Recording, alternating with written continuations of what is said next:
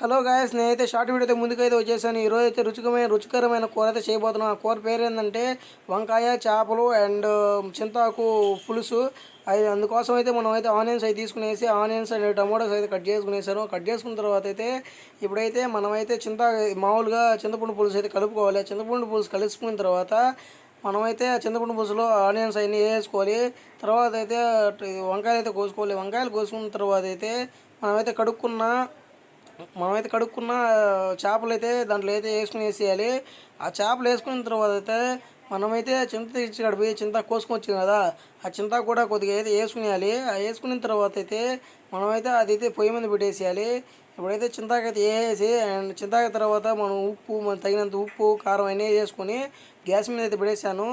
Gas మీద పెట్టేసిన తర్వాత ఒక 15 మినిట్స్ అది అయితే రెడీ అవుతుంది. మీకు ఫుల్ వీడియో కావాలంటే నా యూట్యూబ్ ఛానల్ ట్రెండీ ఫుడ్ ఛానల్లో ఉంది, చూసుకోండి. Please subscribe